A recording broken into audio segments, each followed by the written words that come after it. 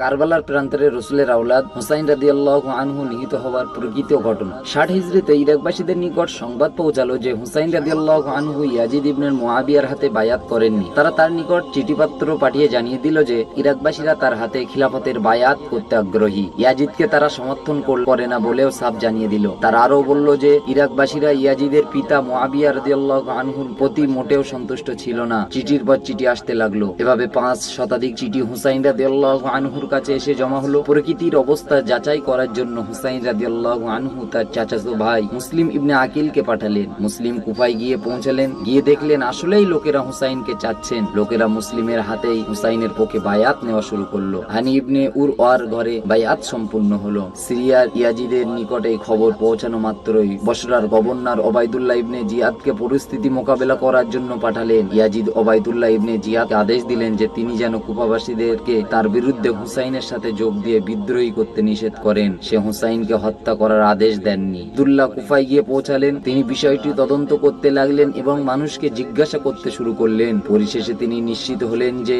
হানি ইবনে উরওয়ার ঘরে হুসাইনের পক্ষে বায়াত নেওয়া হচ্ছে। অতঃপর মুসলিম ইবনে আকিল 4000 সমর্থক নিয়ে অগ্রসর হয়ে দ্বিপ্রহরে সময় আব্দুল্লাহ ইবনে জিয়াদের প্রাসাদ ঘেরাও করলেন। এ সময় ওবাইদুল্লাহ ইবনে জিয়াদ দাঁড়িয়ে এক ভাষণ দিলেন। তাতে তিনি ইয়াজিদের সেনাবাহিনী ভয় দেখালেন। তিনি এমন ভীতি প্রদর্শন করলেন যে ইয়াজিদের ধর্মাকর এবং শাস্তির ভয়ে আস্তে আস্তে পলায়ন করতে শুরু করলো। ইয়াজিদের ভয়ে কুফাবাসীদের পালায়ন ও বিশ্বাসঘাতকতার ঘটনা জানাতে চাইলে পাঠকদের প্রতি ইমাম ইবনে তাইমিয়া রাহিমাহুল্লাহ কৃতিত্ব রচিত মিনহাজুস সুন্নাহ বইটি পড়ার অনুরোধ রইল। যাই হোক, কুফাবাসীদের 4000 লোক পালাতে পালাতে এক পর্যায়ে মুসলিম ইবনে আকিলের সাথে মাত্র 3000 লোক অবশিষ্ট রইল। সূর্য অস্ত্র যাওয়ার পর মুসলিম ইবনে আকিল দেখলেন হুসাইন প্রেমিক আল্লাহর একজন বান্দাও তার সাথে অবশিষ্ট নেই। এবার তাকে গ্রেফতার করা হলো। ওবাইদুল্লাহ ইবনে জিয়াদ তাকে হত্যার আদেশ দিলেন। মুসলিম ইবনে আকিল ওবাইদুল্লাহর নিকট আবেদন করলেন তাকে যেন হুসাইনের নিকট একটি চিঠি পাঠানোর অনুমতি দেওয়া হয়। এতে ওবাইদুল্লাহ রাজি হলেন। চিঠির সংক্ষিপ্ত বক্তব্য ছিল এরকম: হুসাইন,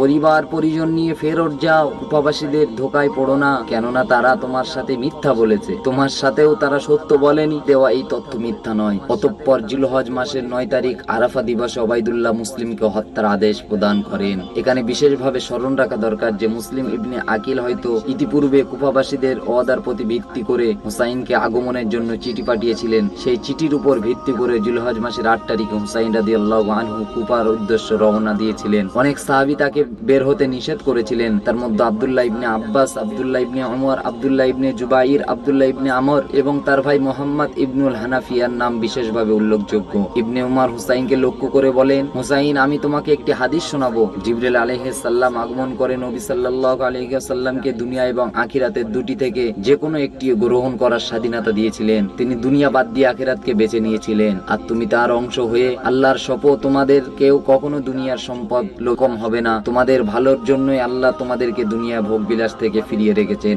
হুসাইন তার প্রস্তাব প্রত্যাখ্যান করলেন এবং যাত্রা বাদ দিয়ে অস্বীকার করলেন। অতঃপর ইবনে উমর হুসাইনের সাথে আলিঙ্গন করে বিদায় দিলেন এবং কন্দরন করলেন। সুফিয়ান সাত্তারি ইবনে আব্বাস রাদিয়াল্লাহু আনহু থেকে সহিহ সূত্রে বর্ণনা করেন যে ইবনে আব্বাস রাদিয়াল্লাহু আনহু হুসাইনকে বলেছেন, মানুষের দোষারোপের ভয় না করে আমি তোমার হাত ধরে বিরত রাখতাম। বের হবার সময় আব্দুল্লাহ ইবনে জুবাইর রাদিয়াল্লাহু আনহু হুসাইনকে বলেছেন, হুসাইন, কোথায় যাও? এমন লোকদের কাছে যারা তোমার পিতাকে হত্যা করেছে এবং তোমার ভাইকে আঘাত করেছে। আব্দুল্লাহ ইবনে আমর রাদিয়াল্লাহু আনহু বলেছেন, হুসাইন তার জন্য নির্ধারিত ফাইসালার দিকে দ্রুত অগ্রসর হচ্ছেন। আল্লাহর শপথ, তার বের হওয়ার সময় যদি আমি উপস্থিত থাকতাম তাহলে কখনোই তাকে যেতে দিতাম না। তবে বল প্রয়োগ করে আমাকে পরাজিত করলেও সে কথা ভিন্ন। ইয়াহইয়া ইবনে মাইন সহিহ সূত্রে বর্ণনা করেছেন, যাত্রাপথে হুসাইনের কাছে মুসলিমের সেই চিঠি এসে পৌঁছালো। চিঠির বিষয়ে অবগত হয়ে তিনি কুফার পথ পরিহার করে ইয়াজিদের কাছে যাওয়ার জন্য সিরিয়ার পথে অগ্রসর হতে থাকেন। ইতিমধ্যে ইয়াজিদের সৈন্যরা অমর ইবনে সাদ, শামির ইবনে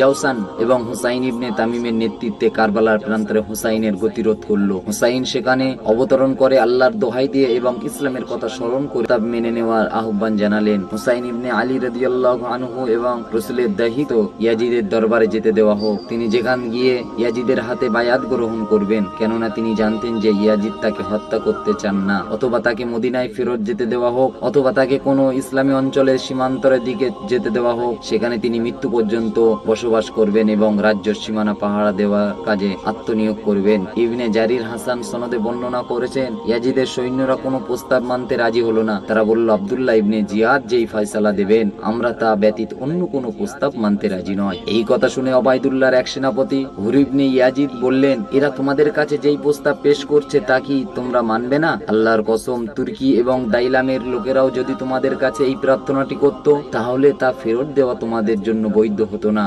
এরপরও তারা ওবায়দুল্লাহ সিদ্ধান্ত বাস্তবায়ন করতে দীর্ঘটা পরিদর্শন করলো। সেই সেনাপতি ঘোড়া নিয়ে যেখান থেকে চলে আসলেন এবং হুসাইন ও তার সাথীদের দিকে গমন করলেন। হুসাইন সাথীগণ ভাবলেন তিনি তাদের সাথে যুদ্ধ করতে আসছেন। তিনি কাছে গিয়ে সালাম দিলেন। অতঃপর সেখান থেকে ফিরে এসে ওবায়দুল্লাহ সৈনিকদের সাথে যুদ্ধে লিপ্ত হয়ে তাদের 2 জন হত্যা করলেন। অতঃপর তিনি নিহত হলেন। ইবনে জারির হাসান সনদে বর্ণনা করেছেন, সৈন্য সংখ্যার দিক থেকে হুসাইনের সাথী ও ইয়াজিদের সৈনিকদের মধ্যে বিরাট ব্যবধান ছিল। হুসাইনের সামনে তার সকল সাথী বীরত্বের সাথে যুদ্ধ করে নিহত হলেন। অবশেষে তিনি ছাড়া আর কেউ জীবিত রইল না। তিনি ছিলেন সিংহর মতো সাহসী বীর, কিন্তু সংখ্যাধিকের মোকাবিলায় তার পক্ষে ময়দানে টিকে থাকা সম্ভব হলো না। প্রবাসী প্রতিটি সৈনিকের কামনা ছিল সে ছাড়া অন্য কেউ হুসাইনকে হত্যা করে ফেলুক, যাতে তার হাতে রসুলের দৈহিকের রক্তে রঙিন না হয়। পরিশেষে নিকৃষ্ট এক ব্যক্তি হুসাইনকে হত্যার জন্য উদ্যত হয়। তার নাম ছিল সামির ইবনে জুল জাউসান। সে বর্ষা দিয়ে হুসাইনের শরীরে আঘাত করে